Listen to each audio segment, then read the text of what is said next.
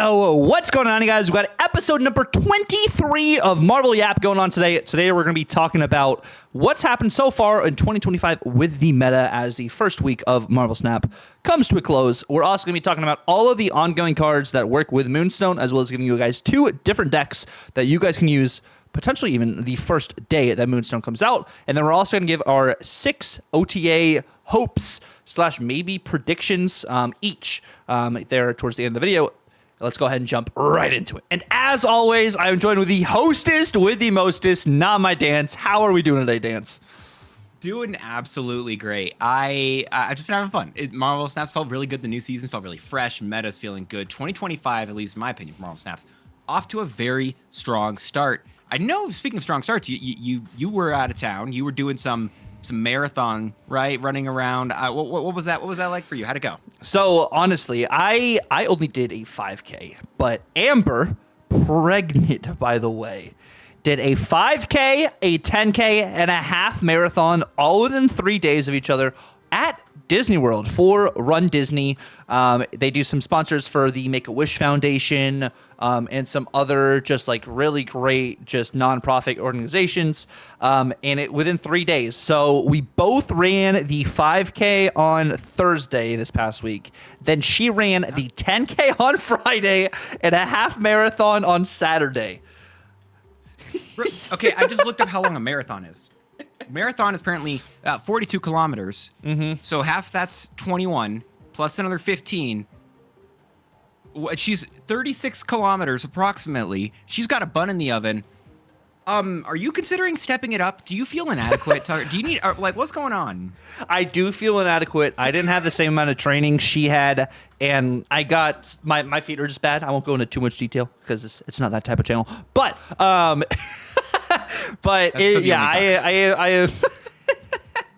am super proud of her. It's such an amazing thing to do while pregnant as well. Like, think about all of that, the weight, the stress and everything. I physically don't know. I physically don't understand enough. So honestly, just that's insane. Absolutely amazing. Speaking of amazing, how's your climb? How's Snap been for you? You've been out of town, so you haven't been able to rivals. Have you been snapping on your phone free time? What's that been looking like? There's been some good downtime in between these races because I'm waiting for her at certain pit stops and stuff. But I did hit Infinite. I was trying to do some Iron Patriot Wiccan things, and I'm like, everyone and their mother's doing this right now.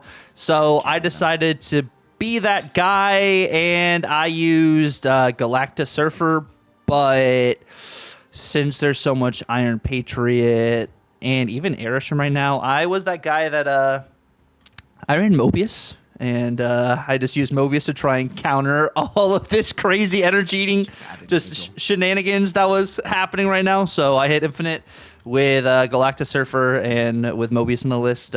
But you, on the other hand, had an absolutely crazy climb. Where did you start the season? I don't actually remember the number I had. I just remember it being somewhat smaller. I don't know. I've done better. I've definitively done better in seasons. But it was a lot of fun. I did do the Iron. I didn't go Iron Patriot. I did do Wiccan stuff though. I went with Valentina or Victoria Hand Wiccan things, and that was a lot of fun personally. What is it? Okay. We don't have to I know we're going to talk about the meta, right? That's going to be our first topic. We're going to be first talking about the meta, right? Then we'll be going into just in general what the ongoings are, right? Just the best ongoing cards in the game in general, as well as for the new card coming out this week in Moonstone later today. And then lastly, the OTA hopes that we would like to see potentially on Thursday, ending that off. Just telling everyone what's going on there. But going back to at least Victoria Hand, I was really excited about her, and I went in super low on Iron Patriot. And the more and more I've been messing with Iron Patriot, I've been very pleasantly surprised with him. I felt I had little to no expectations for him when I was starting to play with him. And the more I've gotten to actually use him, and I got to a place where I was like, okay, I kind of need to force myself to use him a little bit here, see what I can do with him. And I realized, like, this is actually kind of fun. It's kind of a good card. I'm seeing this stuff, and I'm just seeing it more and more. And I don't want to fully admit I'm wrong because I'm not that type of person. I don't want to admit when I'm wrong. Please. But it was real. He's a good card as well. So going from what you were saying last Yep to now, what has made you kind of change your initial thoughts on the card? Well, I think that the biggest thing I'm realizing with him is that I thought he was just going to be a generic good card you can put inside of any list and it would just work out well. And I think he is a good card you can put inside of a lot of lists, but I think he's much closer to Valentina than a Gladiator than that I was initially expecting. I don't know if that's the best comparison there. But you're talking about good stats wise, like that 3/8 and then that 2/3 unknown kind of thing you get with Valentina, kind of exactly. Yeah. Okay. Yeah. I really liked it. I don't know. I've been playing with this card more and more, and it feels really solid. I think this is it feels like a really fun card. It's my biggest gripe about this card now, I will say, is someone else mentioned this and I thought it was an interesting point. The cards are getting more and more complex. Yeah. And they're I'm seeing that thing where I feel like they want to stick in those 3 lines. They have 3 lines they want to stick with. And we're getting close there. That Iron Patriot text it can't really get much smaller in order for it to be for there to be more and more options. So I like this card. I'm concerned about how many things are going to be able to put in cards in the future with this in mind. Not concerned at all about the cards they could add or the characters from Marvel, but just the text on the cards. I wonder how many more things we're going to see in terms of like shortening the wording on cards in order to make it easier and smaller, just little things like that. I think that's a great point too. I think cards are getting more and more complex, which is very interesting if you're trying to invite more new players into the game, trying to have to learn those different dynamics, which is why I think they've slowed down for the most part on a lot of these activate cards instead of having so many different ways to kind of play the game, or maybe also because activate's not great. But I think that's a really good argument too. Like with Iron Patriot, like you were thinking at first, yeah, it's just going to generate a card, whatever. But it's just that unknown factor of what card did they generate? Was it a 4-cost, a 5-cost, or a 6-cost? Like, are they snapping into this? Do I snap into this? Like that just unknown factor also adds another layer to the game of, okay, well, I'm winning the game. I have my combo. I'm snapping. But they won their Iron Patriot lane, so I don't know exactly what they're going to have. It's very interesting. Yeah. I also feel like the biggest thing I think as well is that you think that even if they don't win their Iron Patriot, lane, that's it. But that's still a random card that sometimes just rolls the game. I lost to I beat the Iron Patriot lane, so I put that card out of my mind. It was like yesterday, day before. And I was like, okay, I've beat that. What do I do now? And then they played that card on the final turn, full cost blue Marvel, and beat me. Because I wasn't expecting it. And that really threw me off there as well. And it kind of made me reevaluate as part of the reasons why I think I changed my mind on this card. Because it is just another way to generate cards as well, which is still good. So, yeah, I like this card a little more than I thought. I'm glad you did kind of change your mind on it. But like thinking of that in mind, you did say you hit Infinite with Victoria Hand. Comparing the two, I know it's not necessarily the same thing, but what type of list were you running with Victoria Hand to hit Infinite? So it was doing a Wiccan list, and with her, I really enjoyed it at the time. One of the things that I will say that I initially thought about her that I will say I think I was wrong about is I was really excited about Moon Girl. And now that Frigga's in the game, Frigga's just better. Yes. I think it's just the fact that just Frigga's just better. It's just better stats. It also helps better on the curve because you can play it not in the same turn where you have to compete with Wiccan. And it doesn't copy as many things, so you don't get as much if you're really trying to boost that collector. But it really is still a really good card, and that's not even saying that Victoria Hand isn't, right? A Moon Girl Victoria Hand is amazing, a Frigga Victoria Hand, because that immediately, if you can put both those Victoria Hands down, that's a 2/7. Yes. And if you have your Quidge on the board, which I had often, I have a 1/7 going down with a bunch of other stuff. And there were many games, 'cause again, I did play, I pushed to Infinite with Victoria Hand, many games where I won or lost on the back of Victoria Hand. And I win the game where I don't, or I win the game where I do have her, and I would lose the games where I don't. And it just really felt like this card, it does something else that you cannot replicate elsewhere. Yeah, and I think honestly, going into that as well, I feel like there was a lot more mirror matches this season when it comes to the season pass card and the first week card than in previous seasons. Not only because we were playing on the weekend and people were trying to do weekend missions, it's just because of how just successful the cards were and how they actually flowed in the game state. It really did feel like if you draw the Victoria Hand before your opponent draws Victoria Hand, you're set up better, or you're able to set up better. Like in your situation, you're talking about with Frigga, if you're playing your Victoria Hand on curve and then you're Friggaing on curve as well, and you can play out both Victoria Hands, you are steps above what your opponent's going to do. And it feels like, maybe not exactly the same, but Quinjet turn 1, you play Collector turn 2, Loki turn 3. And you have that entire curve, you just win the game. Like, it feels like that kind of situation. Old curve. Yeah. Yes, the old curve. Like, it's definitely not the same why now. in the world am I playing it on 2? No, on Loki on 2? No. But it kind of feels like that state where it's like, okay, I have the setup, I have generators, and then I have the value. You don't always have to play the Frigga to get the Victoria Hand value, but I've also ran into people playing discard with Victoria Hand, and the Swarm value is kind of crazy too. Like, it's wild. That deck is funny. I'm going to be surprised legitimately if it stays good, but it's still a fun deck to play with. I will say, actually, I think the best 2 cards with Victoria Hand, best 2 cards, and in terms of generators, Kate Bishop's really good. Yes. And one of the things actually, the other card I'll say is Snow Guard.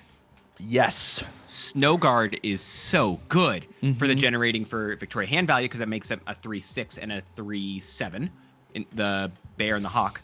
And then the arrows from Kate Bishop are so good. The worst part about the arrows is that Victoria Hand has an error in her text right now. Really? Her text should say, your cards that were created in hand have plus power. Because if your opponent sends over an acid arrow, and you have Victoria Hand down, that acid arrow would be a 0. And so I actually won a game because it was one of the first few games I've played with Victoria Hand. I've realized that I realized it a few games ago that Victoria Hand was buffing any hand generated cards on my side of the board.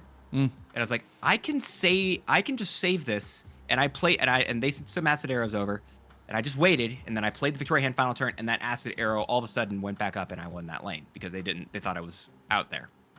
That's really interesting. So you think if they took away that connotation, it would make it so the acid arrow still had that -2 power on your side of the board. Okay. Yeah, I think it's a bug right now. I'm assuming so, because again, it doesn't feel correct if it isn't. Yeah. But while it exists still, and whether or not it does or doesn't, it honestly doesn't matter. I just still think the card is very good. I really am enjoying playing her, and yeah, it's just a lot of fun. I didn't play Devil Dino, bro. You played it a couple games. I know we talked about it, not here. I know we talked about it last Yap, that Dance was excited to see Devil Dino come back, but we've talked about it, and Devil Dino may not be the move. I've still seen people win games with it. But talking about like winning games, we're gonna look actually at these stats for these cards. By the way, right now we're gonna look at Victoria Hand and Iron Patriot. Right now, this is in the meta from rank 90 to Infinite and post-Infinite. Of course, this could be inflated with some bots as well in the 90s. But looking at this holistically, weekend missions are a thing. It is the first week of the season. We're looking at this right now, and then we'll look at the kind of the meta overall when it comes to these decks that people are climbing with. But Iron Patriot right now has an almost 39% popularity. Yeah, it's a crazy card. With almost a 55% win rate, average cubes 0.36. Like, this is just playing this card is what happens here. These are the stats of doing that. And in almost 39% of games, Iron Patriot is getting played. Like, that, if that doesn't speak of the value of a season pass card, like, This is actually really solid, and that unknown factor is stealing games. If it's not even just the Iron Patriot stealing games, the follow-up plays I have seen people do on turn 3, the Rocket and Groot value, the Negasonic Teenage Warhead, the Juggernaut. Also, Red Guardian on an Iron Patriot, by the way, does not offset its ability. I tried that out, and Dance was right about that last week on the Yap as well, because the on reveal already went off. So that's really good to note. Kind of like if Shuri had gone off, you can't Iron Patriot the Shuri, or you can't Red Guardian the Shuri and do that, which I probably should have thought of. But the value is here. And then Victoria Hand has a 26.3% popularity in 1 out of 4 games, a 53.5% win rate, and a 0.28 average cubes, which both of these are pretty decent average cube rates opposed to a lot of other cards normally. Of course, this is only a couple days into the new season, but really solid stats. Yeah, it's very good. Both these cards are very good. I will say, if you do decide to be cheeky, right, and you just count infinite, they both actually go to a negative cube rate and at least below 50% win rate. So really? Okay.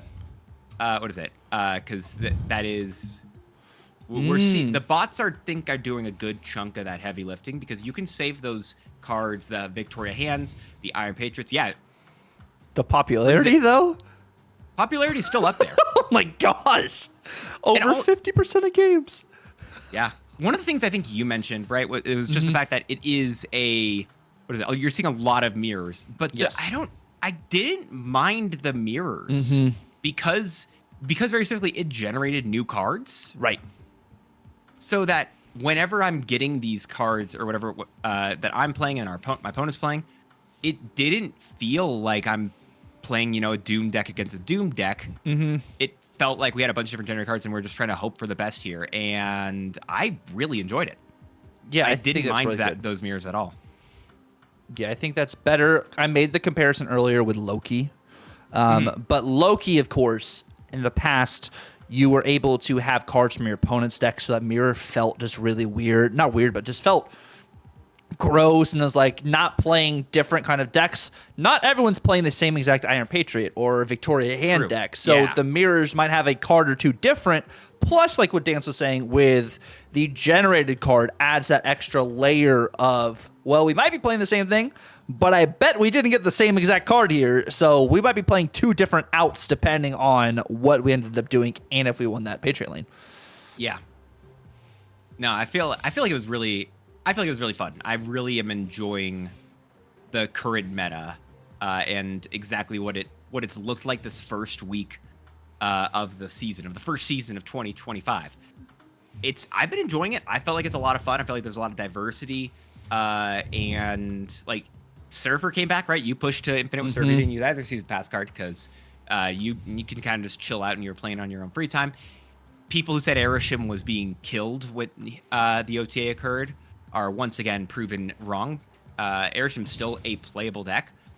Negative is, honestly, I'm still surprised it's still up there. Ajax is still up there. Yeah, I don't know. The move bounce, I never played move bounce, really. I don't feel like I forget why I don't play it as often, because I have to sit there when move bounce is playing, and I have to count every single card, and I'm just staring at the board being like, I have to move this, play this, move this, play this, and it's such a very specific, very careful deck that I do really like it. I have a lot of fun with it. But goddamn, my brain starts like pulsing. It hurts doing so much of that. Bro, no, move bounce, I feel like, is another layer of bounce where it's like you have to, like you said, a test for if this moves here, this happens. If my opponent plays here, this happens. Like that whole entire like premise of doing it all is literally, I don't know. It's like I have to be fully attentive or extremely caffeinated or I'm done so. I was both and I couldn't do it. I think I played like 5 or 10 games and I'm like, nah. I'd rather just play something that's going to be bad and just accept the fact that it's going to be a worse deck and still have fun with it. But yeah, the meta, even though we're seeing these top decks of Surfer, Negative, and Ajax right now, they don't feel overbearing. Feels fine for the most part against a lot of the other stuff that's currently occurring.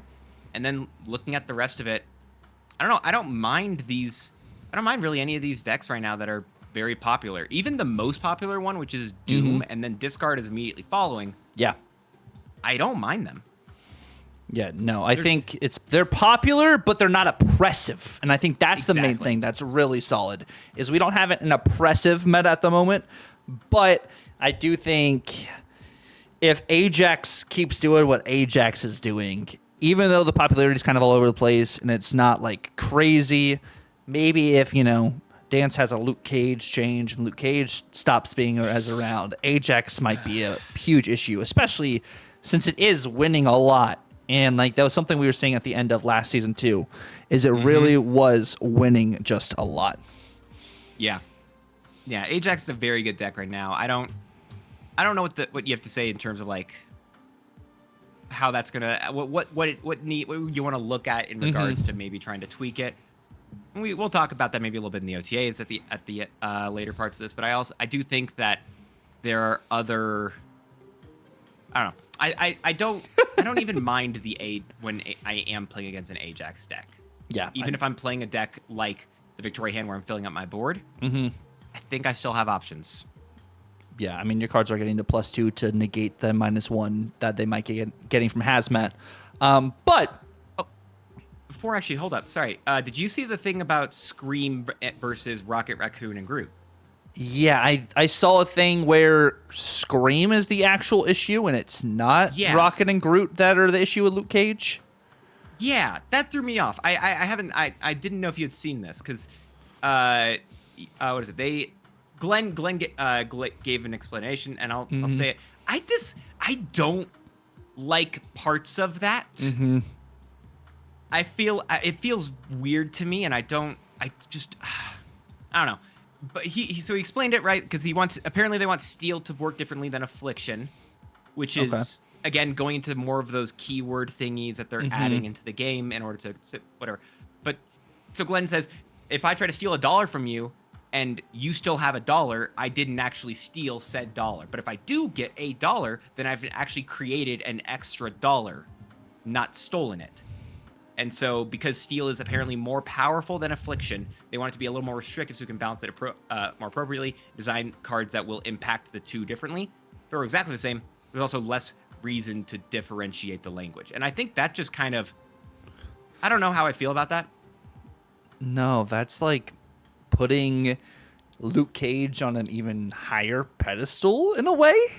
Oh my gosh, are you saying Luke Cage is a problem? Is Luke Cage a problem? I mean, I haven't talked about it as much as you have, but I'm starting to see your argument more and more every day. Of course, I am reminded by this Ajax list, and you, Philip. Philip, you bring up the Ajax all the time because you're squeaky clean like that. Hey, yo. But it is very interesting just to think the impact that Luke Cage has on just the simple text Steal and Afflict now. Like both. He's got two different impacts as one card, but I just, that's a really good point about the Rocket and Groot situation, because if you guys did not know, Rocket and Groot, if Luke Cage is on the board, does not gain any power if cards are played on the Rocket and Groot lane. So that's the main thing. The thing that really pissed me off about that was I had I had Rocket and Groot, and they played some cards onto they put some cards onto it when they had a Luke Cage on the board. Then I rogued their Luke Cage, and those cards didn't go down in power. Oh yeah, because while Luke Cage was active, you weren't able to steal that $1. So technically, that's a very interesting interaction. I'm glad Glenn brought that up, but that's just good. More stuff for Dance to piggyback. Exactly. Again, I do not have any issue with the arguments very specifically that Glenn made. I get that logic. Yeah. I don't like it. Yes. I understand that there's a really solid basis for this. I don't like it. I don't like it, Tucker. Yeah, I think. Because actually, speaking of that, I think Rocket and Groot are in a lot of the top decks right now. Yeah, I think people are rocking them in Surfer. They are not in Ajax. They're not in Surtur, not in Airship. No, they won't be in any of the other ones that you'll see probably until you get to Scream or Clog, probably. Not in this Scream. or this clog. It is in Wiccan, which makes sense. Not Zoo, not Galacta. Yeah, it'll be a maybe no. That's a fun Iron Patriot deck, but I don't know if you actually played that one. That was an interesting one. That looks very interesting. I have not played it. Yeah. But with that in mind, we do have a brand new card coming out today, because today is Tuesday at the time of posting this video, and it is going to be Moonstone. Do you have any initial thoughts on the Moonstone here, Dance? Well, Moonstone, for all you listeners, Moonstone is an ongoing card with a 4/6 stat line that says that she has the ongoing effects of your 1, 2, and 3 cost cards here. And I think that Moonstone is gonna be probably skippable at first, and the longer you wait, the more cards that come out, the better she seems. I agree, but I would say prospectively, it is another week of all Series 5 cards that are going to be a little bit more niche now, and you would say, right? So like Black Swan, you do have a bounce list for her, you have a slam list, you could use her in Thanos, it's Dracula Dump, which was a season pass card, but this is her second time back in Spotlights. And then we have Nocturne, which this is actually her very first time back in Spotlights, which is wild because Nocturne came out mid last year, I think. Yeah, she came out, I want to say May or June. Yeah. Because that was it was the season with Blink, who still hasn't been in Spotlight Catchers either. Not till next month.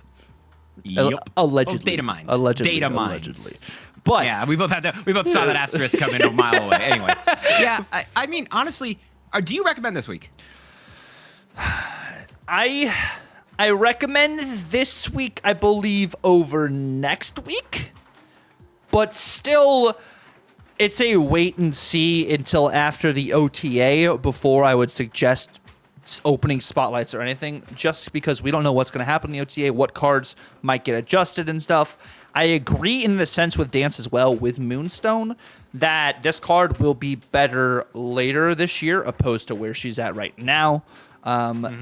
Not to mention Red Guardian is an absolute menace at the moment and hitting a lot of these ongoing cards that do have these lower cost points, which is what Moonstone affects, because I believe Dance said already is the ongoing, 1, 2, and 3 cost cards that are in this particular lane.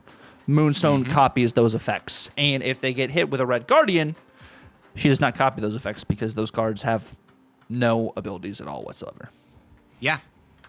I'm going to be very interested in if the card is going to be good or not. But I will say even beyond just that stuff with the Spotlight Caches, right? Because there's later today, there's the update, the patch, which is reported to boost Spotlight Cache info, right? The 1K tokens goes to the 2K tokens. Yep. And there are some people I know who have said just like, you want the 2K tokens now. Yeah. Which is a very interesting take, and I don't know if I fully agree, but it does mean that there is an actual boost happening. I actually 2 times value. Exactly. I got the Victoria Hand variant from the Spotlight Caches, but that was my very first hit. I'm gonna wait till the patch happens later today, and I'm just gonna grab the last 2 variants from the cache. I haven't gotten them yet, but I'm gonna go for that because then if I get the tokens, then I don't care. And honestly, I might even try to grab the tokens at that point. That's kind of where I'm at right now with Spotlight Caches, and so with the increased rate, there's also I think going to be more reason to potentially go for those. And let's also not forget that there is the big change to all the reserves, right? All the reserves are going to be going to a different split entirely, where it's going to be every single group of 9. If you do not have all Series 3 cards, there will be 4 new Series 3 cards in them, as well as 1 variant, 2 or 3 things of credits, and then there's like some tokens in the last one. Is that what it is? I think it's a 50-50, or maybe not a 50-50. It's either tokens or a gold ticket. I think it fluctuates between the two. The gold ticket's it's in the same loot pool as the backup of the Series 3 cards. I remember that. So Okay. it won't be the if it's not I know it gold used ticket, to then be it gold probably ticket or is. tokens. I remember that, but maybe they you have to changed have that again. I think the gold ticket is only if you have all the Series 3 cards. Okay. Which does mean, I think, for you and I who do have all the Series 3 cards and anyone else who does, 4 of the options in those groups of 9 have a 1 in 4 chance to give you that. Is how it's going to work. So we're going to get more gold tickets. Well, it's going to be, I think it's a 1 in 4 chance for getting the best thing, which is going to be tokens, the tickets, the avatar, or a title, I want to say. I think it's between those 4, which is unfortunate. But at the same time, I've been really annoyed, and I said this before, because I have all the rare variants in the game. I've been really annoyed in the past where I've literally opened 30 reserves trying to get that 700 gold variant, and I haven't. But now I definitively do know that it is every 9. Yes, maybe sometimes in the past I could have gotten it in less, but being definitively every single 9 feels... I like that still. Better. I don't know if I'm going to be in the minority there, but a definitive rate of knowing when I can get those as in comparison to just, hopefully, I prefer. Definitive is better, but this is still yet another just Band-Aid for future changes, hopefully. Which I'm saying it's gonna be they said quarter three lasts till March. March 31st. No, Q1. They said Q1, not Q3. Q1. No, yeah, March. March is in Q3. No, or Q1. Oh, it's like Q3. I said, whoa, wait a second. No. But that will be, what is it? It's a Q1 is until the end of March. Yes. So we're gonna wait on March 31st is when the card acquisition update is happening. I'm calling it now. It's my prediction. March 31st. I'm really excited about that date. It'll be a lot of fun. I think I'm going to be on an airplane on that day or landing. I don't know. Anyway. But enough about this card acquisition stuff that we talk about every single week. Let us show you guys real quick what all are the ongoing cards that Moonstone can actually affect as we change over here. There are a lot of cards that... So she doesn't affect them. She gets the abilities of those cards, which may not feel like an important distinction, but that does mean you're not going to have a 1/9 Ant-Man. It means that if her location is full, you will have a 1/5 Ant-Man and then a 4/10 of her. So it's different. It is definitely different. Which is, it's pretty decent. Like, this would be generally a good hit for Moonstone to mimic, I would say, in this sense. And then we have Howard. It's like, I will say I'm gonna go back to Ant-Man real quick, because I will say that's, I think, the best one, because you want to put a lot of cards on her lane. And so with the Ant-Man, best one drop or best ongoing? I don't know if I'm gonna say best ongoing, but this is, I think, one of... It's similar to how Nico isn't the best card in the game. Nico's not the best card in the game? She's real... Wiccan, I think, is taking that spot currently, honestly. But... I could see that, okay. Even though Nico isn't, in my opinion, the best card in the game, she still is, like, one of the best one-drops that you want to put in the deck. Just, like, such a good, useful variety card. And I think Ant-Man is going to give you that exact same benefit, because you want to put other cards in Moonstone's lane. Like, the more cards you put there, the more value you're getting out of her. Okay. Like, I see the reasoning. I think he is one of the top options in, like, top 10, but I don't have him top as 10. like... Are you saying that there are 9 others, or where are we saying there? 9 better ones than him? I think there could be 5. Oh, all right. You know, top 6, maybe I'll agree with. Okay. Because I think there might be... But I just... Howard the Duck obviously is number 1. Yes, you're right. Howard it just would be another card that you can see your top card. That's nothing. If you deck build properly, this could be kind of crazy with Moonstone, but it's not one of my top options either. Again, I think there's if you're building a deck with like Quinjet, Victoria Hand, and such, and Erisham, maybe I don't know. I don't want to say that. Maybe it's a thing that you want to do. It's not bad, but it is another interesting idea that I think will be fun to try to mess with. Yes. Yeah, we love this. We love Moonstone with Ebony Maw. Woohoo! Cerebral. How many? Oh God, I don't. This has been a joke that I've seen repeatedly, but it keeps being made. Enough so that I'm scared of how many people are going to be trying this on day one, Tucker. I am scared. You play C3, so but you make Moonstone a 3 power card, so you get the buff everywhere else. But you're not putting Luke Cage in that deck, then? No Luke Cage. All right, never mind. Whoever plays it's just going to lose, and they'll realize really quickly what to do. That's fine. So this is again another one that I think is very specific. Yes. I think if you want to do that discard style deck, you can maybe do Strong Guy, but my issue with this card, if you get too much power with this card in particular, yeah, then you're just really overcommitting in exactly one lane. Totally. Like, I don't know why you want that much, and obviously your cat doesn't want it either. No. It just I don't. No, it's a fun idea that I'm gonna see people. I won't be surprised if people are trying this. Yeah, I don't believe it. I don't believe this. No, this is a cope train. Cope train. This is cope train because if you have multiple Madam Webs in the same lane and you move one card away, it counts for all of them. And your game crashes. No, what do you mean? That's gonna be fixed in the patch today, please, please, please. I really hope so. So this is again another card that's I think it fits into the exact same boat that I think Ant-Man will fit in. But gets more power than Ant-Man, technically. Exactly. Yeah. Yes. It does technically get more power than him, but also like I don't know, I see it being another card that is gonna be probably very, very similar. Yes. No, I agree. Just you okay. don't. Why? You can't. Actually, no, never mind. You already can't. What? You're not playing it. You literally, you can't. You can't. If you play Moonstone onto Goose, you've broken the game. Why are you doing this? What? This doesn't help anyone. You have War Machine out, so you're good. Then why do you? Okay.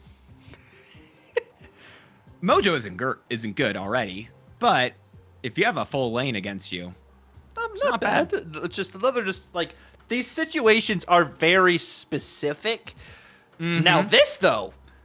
This is one of the ones I think is gonna be really solid. Yes. We do like this. This would be potentially just a good card for an ongoing. This is one of the reasons why I want to say that one of the decks that we could be seeing her in the future is just a full. It's just like a Mr. Negative ongoing list, but you have her in there instead. Yep. I made one of these decks for like buy or bust, where it was like just like an almost negative tribunal kind of situation, because of one of the later cards we're gonna see here. But like this would make your Iron Man a 3 cost and your Mystique a 1 cost, which I think is pretty decent, I would say. I consider that valuable. I consider that valuable. I feel like a lot of these cards are gonna hit the exact same ability though, where it's affecting a lane already. Yes. And the redundancy is not something you need. Yes. Well, like talking about like armor specifically is what Dance is referring to. Armor. Yeah. Sorry, we're speaking about armor on screen right now. Yeah. But there are other cards that are going to be similar to this that we're going to talk about, and I can already think of one that's going to be soon after this. That you're not Colossus. Colossus. What do you mean? You play Colossus on Death's Domain, and then you get to play Moonstone on there as well. So you have 9 power there for 9 power for 6 energy. It's or the a negative win-win. zone. Negative zone. You know your cards aren't going to get True. True. You're right. You're right. That's probably the top one. Invisible. You put it there, and it's everything's it's already invisible. It doesn't matter if you play Moonstone on Invisible Woman. It doesn't change anything here. No. I like this one a lot, actually. So this, again, if you're running Luke Cage, U.S. Agent is going to be really solid. Yes. Right? Sorry, we're trying to say the names. We know yes. We're trying to be better about saying the names. Sorry, audio listeners. Yes. But U.S. Agent is going to be another card that I think is very good. Again, depending on whether or not you have Luke Cage. Because otherwise, if you don't have Luke Cage, your Moonstone's a 4-2. Yes, but your opponent always has a 4 cost or higher in that lane, and they also get afflicted with -8 power, so you're chilling. Are you really? Okay. No, that's cope. That's pure copium. Yeah. Also, fantastic hit. So this is with the Quinjet, right? Yes. Like this Victoria Hand with Quinjet is going to be really, really solid, I think. Or as just well. her That's by another herself, vertical. Victoria Hand getting the extra buff. Or not the extra buff, getting another just Victoria Hand on the board, like we were talking about originally with like Frigga and stuff.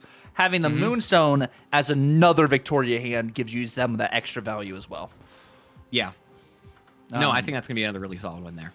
Just like Lizard. You don't do that. You don't play. You don't play Moonstone onto a Lizard lane, Tucker. You shouldn't be doing this. But she only goes to a 4/2 at minimum, so not bad.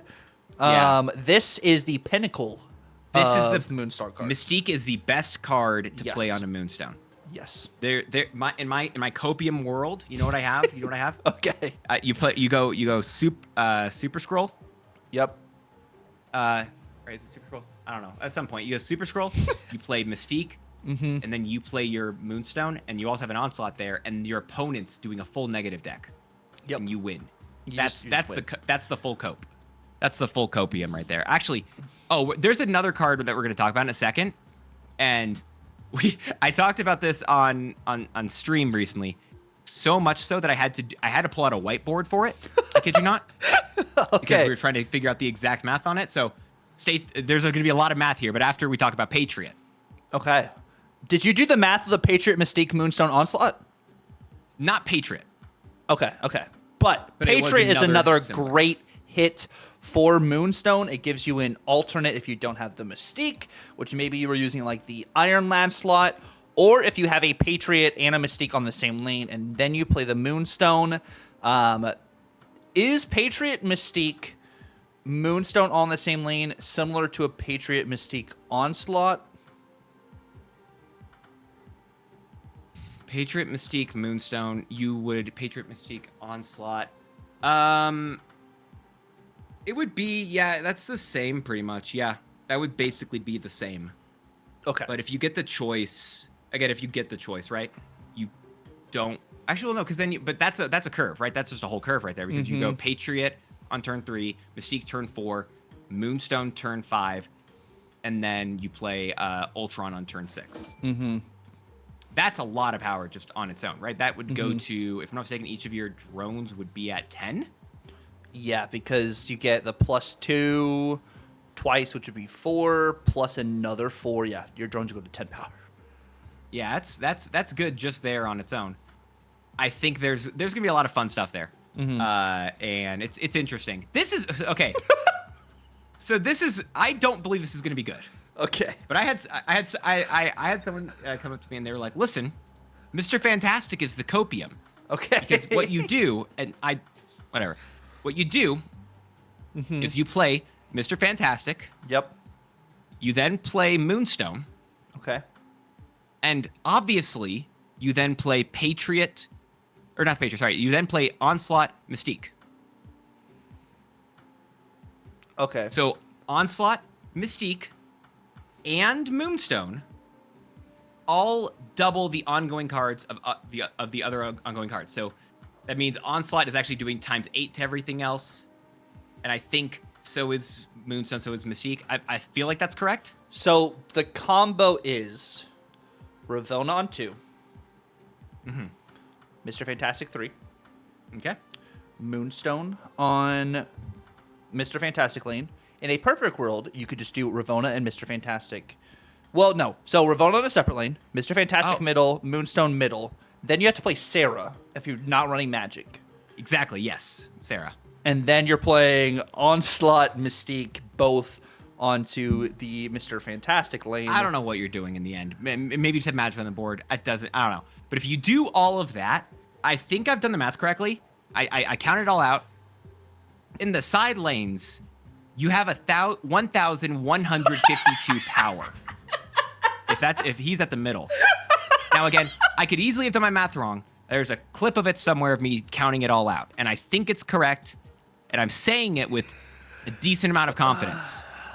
But if you somehow play that full setup, 1,152 extra power on the side lanes because you get the +2 for the each lane with Mr. Fantastic. Yep. Then Onslaught multiplies that by 8. Yep. Mystique multiplies that by 8. Yep. And then Moonstone multiplies that by 8. And then Moonstones is also has Mr. Fantastic ability, who adds another 16 power, I believe, to the side locations. I could have done my math wrong. Maybe it's more, maybe it's less, whatever. So 1,152. That is a copium train, but I think it's funny. But you only need to win 2 lanes, so. But you only need to win 2 lanes to win the game. And also, I've also heard this as well. Enchantress isn't being played. Enchantress is super low play rate. Yep. So Red Guardian doesn't exist, you know. Or, so, even if, okay. Why is this the card that we have to... So even if... Well, actually, this is one of the best cards for it. I will say, before you say this point. Yeah. Because every other card that we're talking about here, it's really... It does its ability in a narrow lane. Yes. But Mr. Fantastic actually does take his ability and spread him out. Which is exactly why... he would be beneficial for Moonstone. I'm not saying it is. Yes. But there you go. But I also agree. I would say there's a different line where, like, you play Onslaught. You have played Magic on turn 5. You play Onslaught turn 6 on a different lane. And then you, like, Mystique Cosmo to make sure you don't get Enchantress. If you're just afraid of that, maybe. But I like your line more, of course, with the Onslaught and Mystique. Same lane. But we're moving on to our next card. Yeah, we need to. I mean, so this is kind of similar just to Mystique, but it's actually just worse because you don't have any proof that you will get this, right? Yeah. So it is a fun idea, but but there's no proof that this will be done in the slot. Like, you don't know. Right. So this is a card that I feel like maybe is going to be good. Yeah. We're going to have to wait. And I think this is one that is also going to be kind of waiting until next month. Yes, I agree. With at least our current data mine stuff. Mm-hmm. I think this is a card that you're going to wait until next month with, and then maybe it'll work out then. I agree. This is the same. So this is what I think about with armor. Same thing as armor. Yep. Cosmo, we're talking about right now. It's a single lane thing. You play Moonstone, you just have another Cosmo. It's just okay. Yeah. Exactly. No, you do not play her on Electro. It doesn't matter. This is just barely in the ongoing category. That's all that matters here. Yep. I mean, again, Lucas Cage doesn't change anything. It's similar to Cosmo. It's similar to Armor. It's going to be similar to Mobius that we're going to probably see here in a moment. It is just the same effect onto another card. You basically say, okay, my cards are going to lose power, but now my cards aren't losing power even harder. Yeah. It doesn't matter. It doesn't change anything, Tucker. It doesn't change anything. Punisher? If Punisher was good, this would be a fun card. It's just more dystopium here with this ongoing. Yeah. Speed? I do like this card. Yes. And this is one of, I think, actually the only cards, this and Mystique, I think are the only 2 cards that I could say you could play just this other card onto Moonstone's lane and probably get value. Yes, no, I agree. Because of, Speed's ability, you get ongoing +1 power for each turn in which you spend all of your energy. If you spend all of your energy the entire game, Speed goes to a 3/9, which means that Moonstone will go to a 4/12. Sounds pretty good for me if you're just playing the game. Yeah. Perfect curve every time. Or even if you don't have everything else occur. Yep. Let's imagine that only goes, let's imagine you only played 4 turns. That's just 4/10. Mm-hmm. It's boring, but it's good. It's good. Yeah. Crossbones. That's Crossbones. That's better version of Typhoid Mary, which we're not playing on the lane because thankfully it's a 4-cost card. Okay, because if she was a 3-cost, that'd be a question. That would be a question. Because the internet exists. Anyway. Strong Guy is a pretty decent hit, but like that's still like Dance was saying, like same thing when it comes to like a Morbius, you're kind of overcommitting that lane. Potentially, not necessarily wrong there, but like unless you like have to win that lane, then you could play Moonstone on that because Strong Guy has the ability ongoing +6 power if your hand has 1 or fewer cards. So it's another more niche kind of situation for the card. Not a bad spot, but you're more often than not going to be doing this. Yeah, that's what I agree with that 100%. It's just where I'm at. Yeah, Kyra is the same thing I've talked about before already. Now your one and 6-cost cards don't get destroyed, but even more. They're double protected. They're double protected, right? That Matt? No, it's the same. It's the exact same. Jean Grey. Yeah.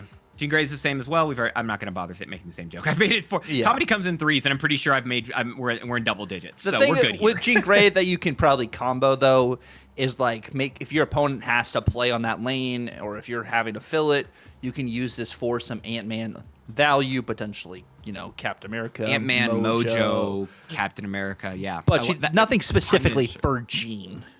Yes, this is a fun combo card with other cards we've already talked about. Yeah. But I don't believe this is going to be good with her. No.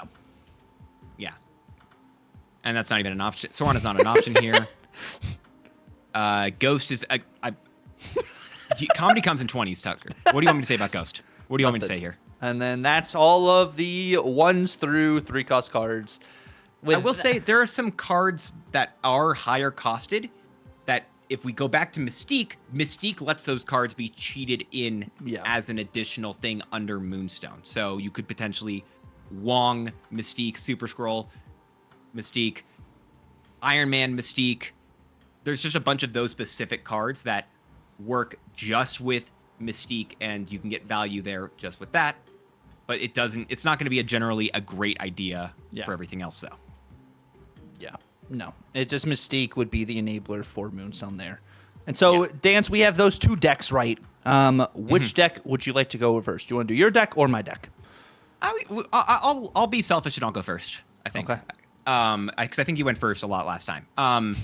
So this is a little bit of a cheat here, because we have Sam Wilson, Captain America, who's another card that we didn't talk about. But Sam Wilson, Captain America, at the start of the game has the ongoing ability you can move Captain America's shield, and also puts Captain America's shield onto the board. And Captain America's shield is another ongoing card. This is going to be one that I think is going to be really solid to use. And I think it's going to be really nice to be able to have this card with Moonstone in general, because just more ongoing cards. I think you want that Spectrum style stuff. I think that's just beneficial in general, and so hopefully it will work out. But yeah, so the list that I want to do is I think it's Spectrum stuff, and I have this list, and I know it's Captain America in here, so it doesn't work right now.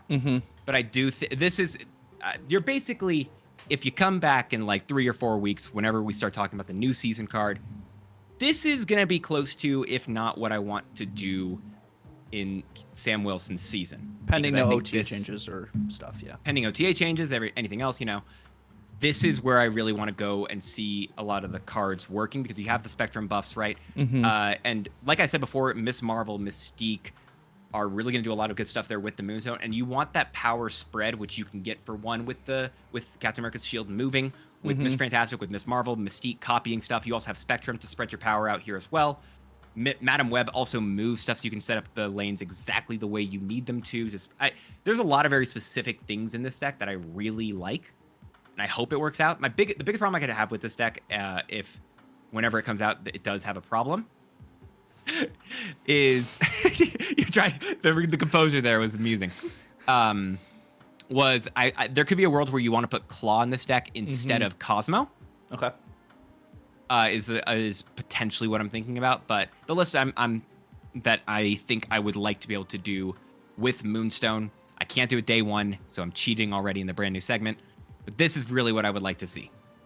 And I like this. I think there's an argument to put Jean Grey in this list because of Sam Wilson's ability of being able to move the shield every single turn. I think you could use that kind of in the same sense as like a Jeff or kind of thing, in order to kind of either block the Jean Grey lane, so you could play onto other lanes, which of course you have the Madam Web for that interaction as well. But I do really like this. Something I was talking about with Dan's actually before we started the Yap is I saw a comment on the Buyer Bust video, which shout out to you guys who watch the Buyer Bust as well, whereas like Moonstone right now might be a card you just stash away, especially in this situation for next season, and it's going to kind of age like fine wine does.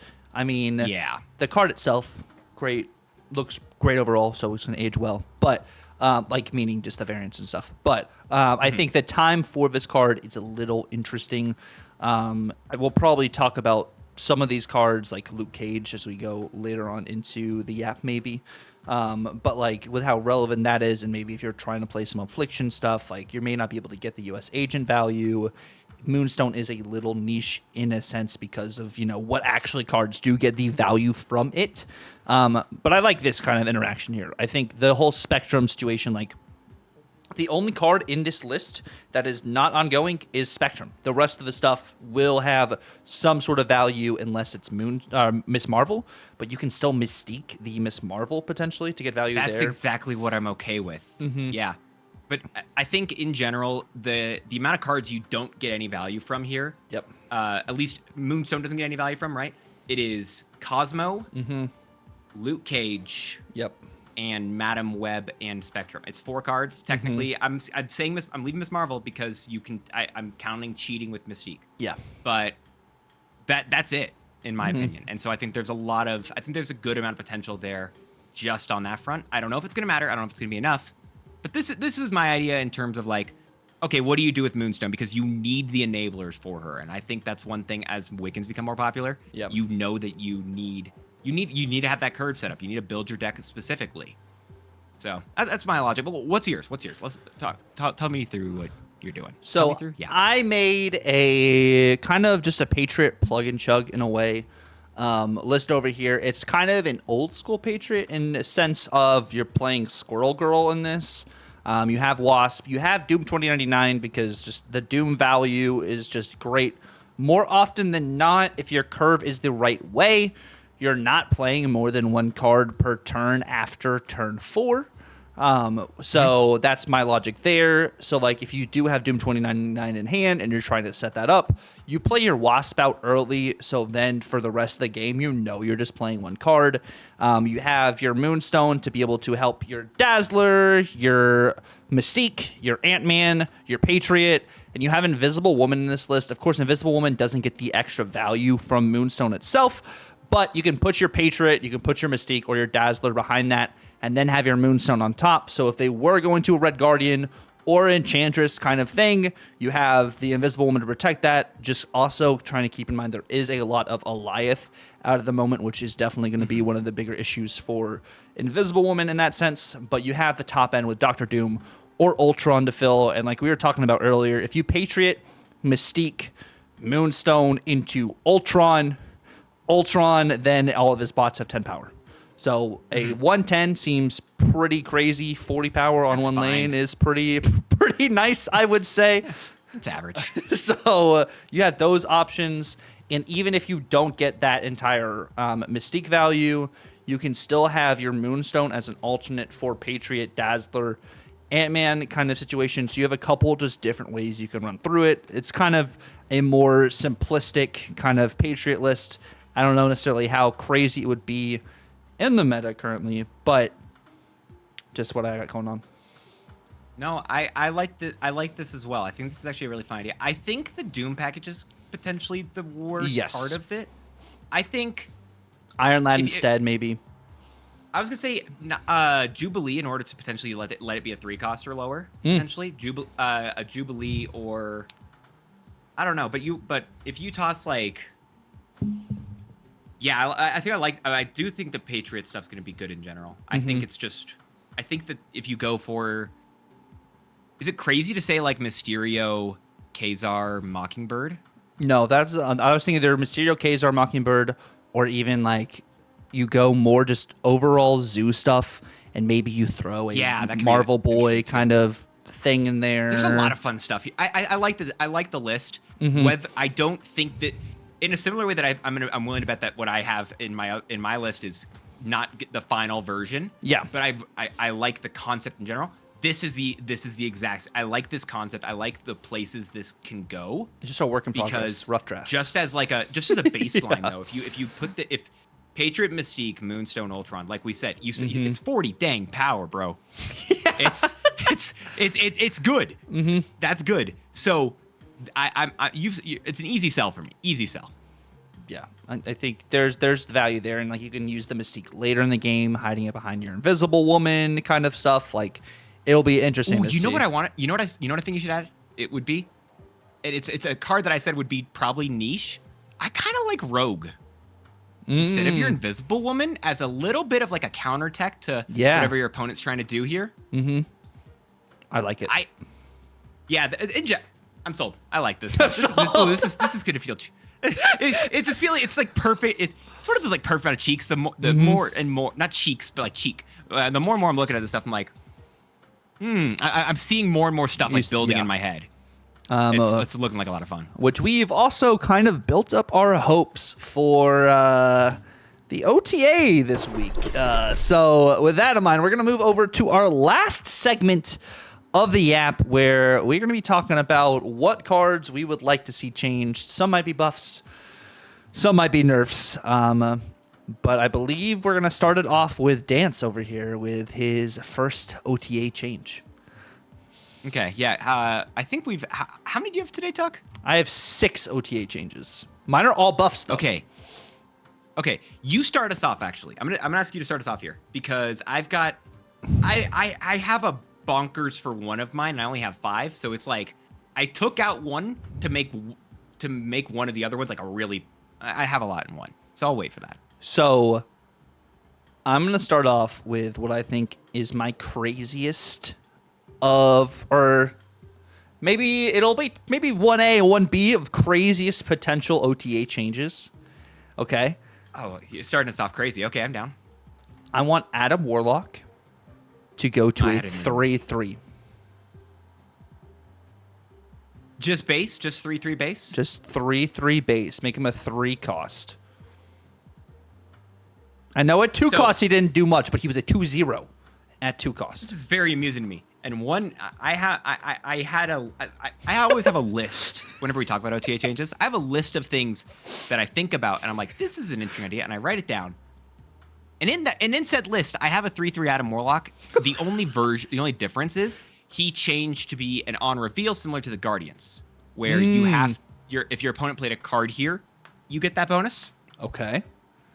Because I don't believe that they would do a 3/3 base with his current ability. What if, okay, he's a 3/3. Activate if you're winning this lane, draw a card. Ooh, that's interesting. I don't hate it. I definitely don't hate this. Okay. So you could be fighting for priority with this card too, because in that moment you're quote unquote winning the lane, and then you activate and you draw another card. I'm sold. Okay, I like that. Yeah, I'm down 100%. That's actually a really cool. That's a really cool way to do it, and I'm so down for that change. I don't know if it works. I don't care enough if it works. I don't have to balance the game. That's not my job. But I love that idea in general. That's a fun concept. Okay, yeah, I'm down. And it's then, an easy sell.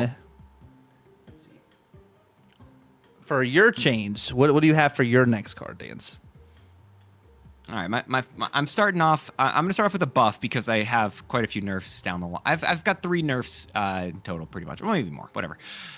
I want Dakin to get to a 3/5. 3/5, Dakin. Here, because the reason why, if you're gonna talk about what is it, the card I think this is most similar to is Thor. When Mjolnir is just played, Thor goes to a 3/10. And yes, it can happen multiple times, and that gets it larger. But Dakin has to start at that lower option, and I think the fact that you have to do the more difficult thing of discarding the card, destroying the card, I think a 3/5 Dakin is fine. Also, Second Dinner does this, and it's not a conspiracy theory. Take off your tinfoil hats. They've definitively said when a card is available or is soon to be available for like a purchase in a Spotlight Cash, whatever, they buff cards then. Dakin is in the series pass. Yep. Or season pass. That's true. 3/5. I'm not opposed to a 3/5. basis. I'd be down for Dakin to be 3/5. I am not Dakin opposed sucks, to bro. this at all. He's bad. Very bad. He's been bad since he came out. AO. But yeah. I like that change. And like Zombie Slayer or Vampire Slayer, not Zombie Slayer, that like Perry made a couple seasons ago is still okay. But like if you make him 3/5, I think that's just the perfect. I'm here for it. Fun fact, by the way, I just decided that I'd look it up. If you go for the last, what is it? Like this season of Dakin in Infinite, I'm just talking Infinite. Oh, it hurts. negative 1.62 cube rate.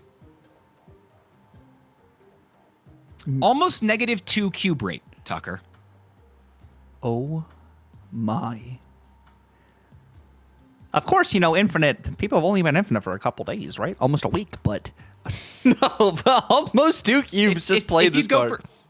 If you go for the last 30 days, it goes down to 0.48, negative 0.48. It's not good either way. I don't care. No, Card it's sucks. bad. Give it love. Okay, I'm here for the change. What do you have as your next change? Oh my god. Oh wait. Oh, I'm doing 6 actually today. I lied to you. All right.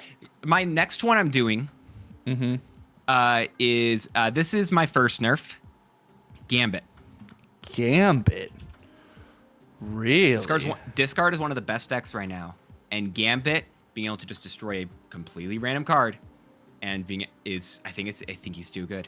And they buffed him from a 3/1 a while ago to this current stat line. I think he goes back to that 3/1. I'm not opposed to him at a 3/1. I do think there's some Ravona value that'll be kind of wild with Gambit. Maybe it has to be 3/2, but Gambit's too good. Okay. Gambit is currently too good in my personal opinion. Honestly, if you make him a 3/1, I actually kind of love the idea of that Ravona thing, because then you go, what is it? You've got Mystique. You can do that Dakin. Is it called Vampire Slayer with the Zola Dakin stuff? Yep. It combos together. I planned this out. You do everything with Ravona. I planned this whole thing out so you can make that Dakin combo deck go crazy.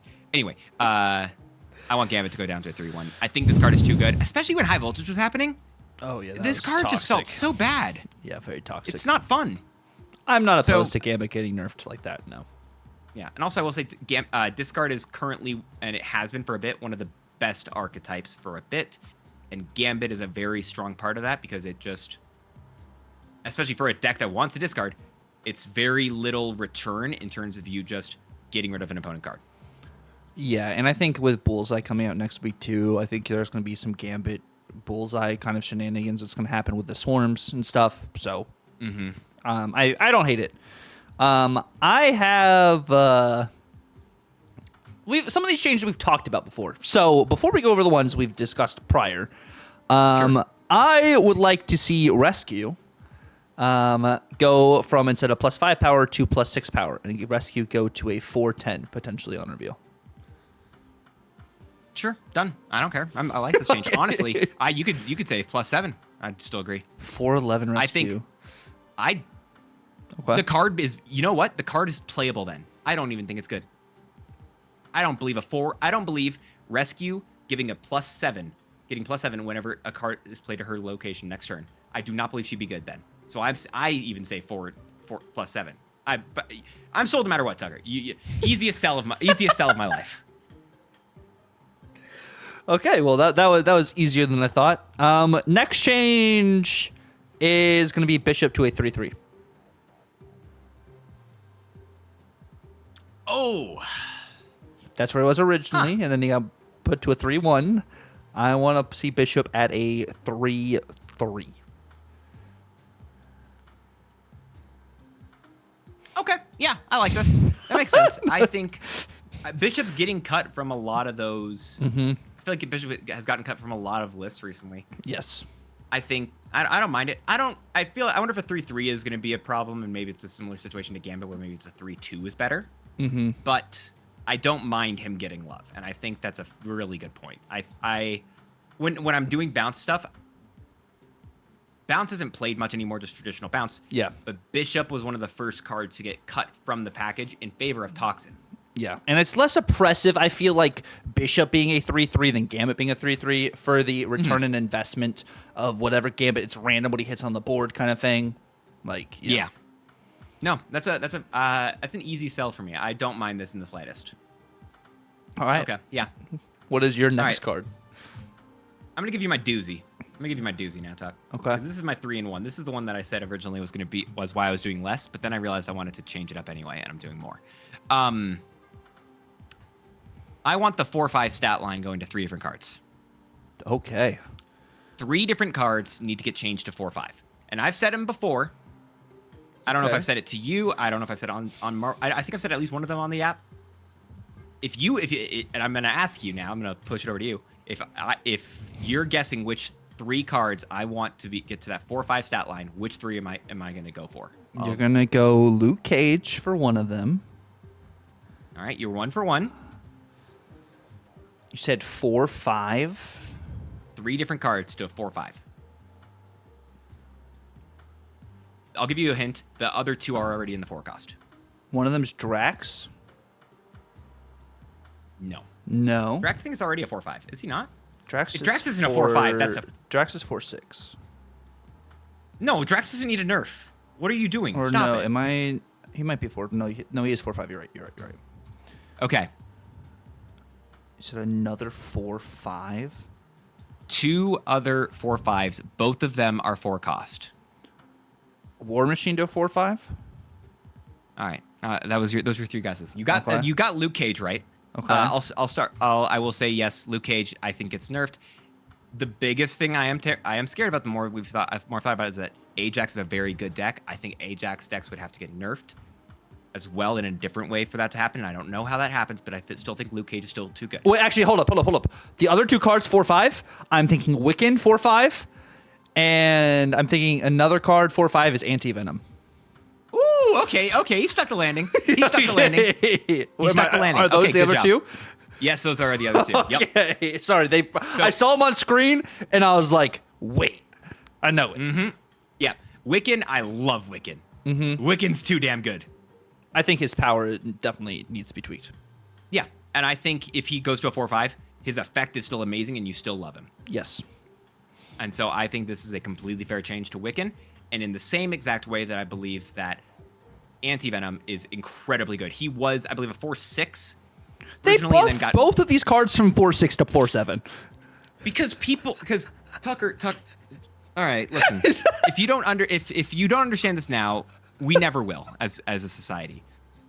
Gamers be dumb, because no one for some reason understands how dang good energy cheating is in any of these games. Cheating the resources is insane. Mm-hmm. Wiccan giving you that +2 for 2 more turns, 3 more turns if you're ramping stuff out is insane. Anti-Venom giving you whatever card for free is still insane because you're running Luke Cage in the same deck. Yeah. And honestly, that is part of the Ajax deck, so it does kind of hit that deck a little bit. But still, those 3 cards. Yeah. Luke, because he is too versatile and too good as of right now, as we've already discussed a lot today, and I'm not going to keep harping on that. Anti-Venom and Wiccan, though, because both of them are stellar forecasts in their territory. Both of them provide an amazing amount of energy cheat that I don't believe should exist for their premium stat line when Thing exists at a 4-6, Tucker. Okay. But Patriot buffs him up to a 4-8. And, so does Haivo. Cool, 7 energy. Yeah, I know. Technically, even more potentially with Anti-Venom. You could be playing another 2 6-drops on turn 6, and that's 12 energy for. Oh yeah. Yeah. Oh yeah. I You love even put Anti-Venom. some of these decks. You run both. Yeah. I've seen it. Yeah, free Wicked seems pretty nice. It does. Anyway, that was my big one right there because, yeah, it's just too good, bro. They're too good. Yeah, when it comes to a lot of these 4-7 cards, which is Anti-Venom, Hellcow, Man-Thing, Proxima, Stegron. Yeah, Symbiote Spider-Man. Go ahead. Symbiote Spider-Man, Wiccan, my Mike muted self. You love to see it. Yeah. But when you look at these cards that have the premium stat line, the downside for Symbiote Spider-Man is you have to play another card on it. Stegron, it can only move a card one way. Proxima, you just discard this to get the value. Has to have 1, 2s, and 3 costs. And also hits your cards there. Yeah, also hits your cards. This discards card in your hand. You have to activate it. This, it could be hitting one of your cards. You don't have Luke Cage or Shadow King.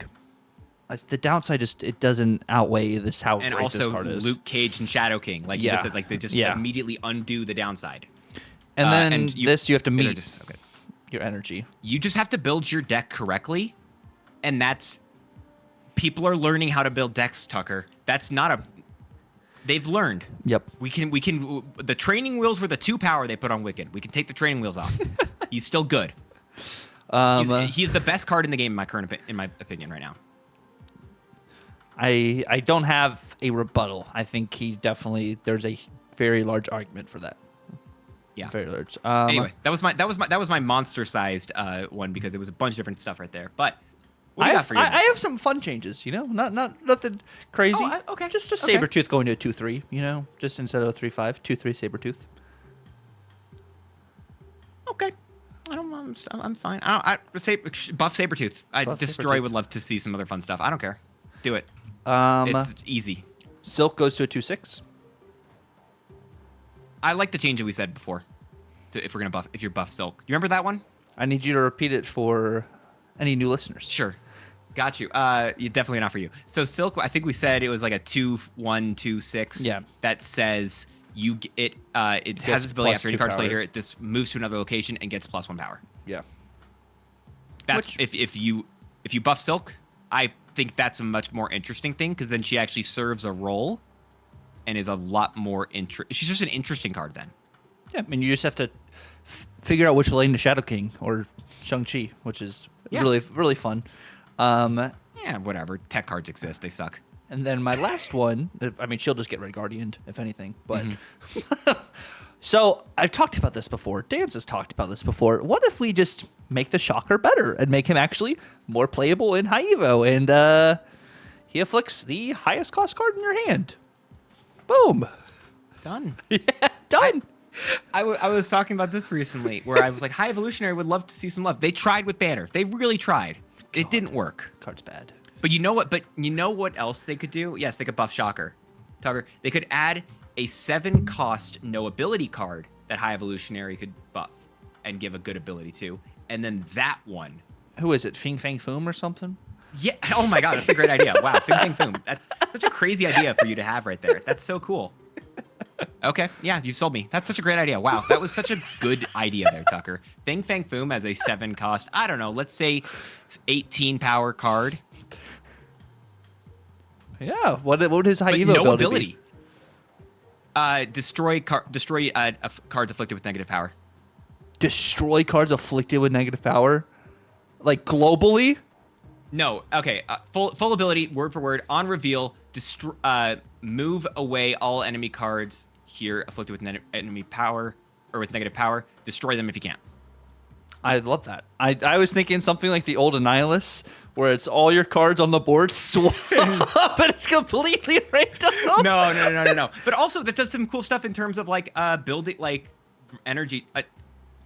I don't know. I believe that maybe I think they've said before they don't like stealing ideas from the community. So if I keep saying this idea, then it won't happen. But Tucker, I have a problem with yapping. No, I love that idea. I know it's crazy, and I know you guys are gonna think it's crazy, but it's single lane. It's not global. I think that'd be really cool. You win a lane there. Yep. You probably do win that lane, but guess what? You're also putting a really big card down. It's 18 power. Mm-hmm. You have to magic it or ramp it out in order to even just get it to work. Like Wave, Luna, Snow, Hope Summers, Shocker. Shocker. Anyway, I'm sold. I love that. What is? Do you have a final card? I've got 2 more. To end this off. Okay. So, and these are both buffs. These are both buffs. First one is Wolfsbane. So I was gonna do Wolfsbane. I was. What were you gonna say for Wolfsbane? So like I was gonna say something crazy and make her a 2 cost, but I want to hear or a 3/3. But Tucker, what happened to Dagger? 3/0 plus 3 on reveal +3 for each other card you have here. But they got to nerf Dagger soon, right? I don't think they're gonna nerf. I don't know if they're gonna nerf Dagger. I think there's gonna. I get move bounce is good. I don't know. Dagger's a good card, but I think there's a lot of. I don't know. I don't have an answer for that, and that's second dinner's problem because I truly have no idea what they do there. What's the correct answer? You make her a 2/1 plus 2. But I like the 3/0 plus 3. Yeah, but like it moves in a better spot. You have all these other enablers now. Yeah, that's fair. That's a really fair point. I don't have an answer for. So yeah, they have their test server, right? They can test that, and they've maybe seen whether or not that works or not. The last one I have, Valkyrie. Are you about to make Valkyrie and activate? Hell no. She goes to a 4-cost. I think we've talked about this before. I think we have. Oh my! Activate Valkyrie Is she still Is 5 no, it's cost? No. She's not activate. No, she's a 4 cost. That's it. You said Okay. activate. I'm not saying activate. It's Okay, just the okay, same ability, okay. 4 cost. Done. Okay, I was about to say if she was Nope. freaking. Which speaking of, by the way, set power, afflict power, steal power, 3 different cards that Luke Cage all stops. Three different texts that Luke Cage stops. In case you'd like another reason for why that works. But Shadow King counters him, Dance. Thank goodness we finally have a Shadow King. And also, guess what? You get Enchantress, Lucas. Yeah. Oh, you thought you were safe there? We're gonna Red Guardian you. Red Guardian's a card I can see getting nerfed, and I don't really know what the correct answer is. But anyway, Valkyrie's Make him a in terms of more fun 3/2 ideas. or -1 I think- afflicted power. It'd be -1 affliction, I think is the best thing. But yeah, 4/3. 4/3 Valkyrie. What? Do it. I don't know.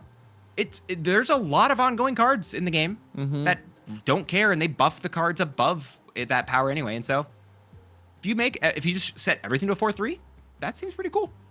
I like this.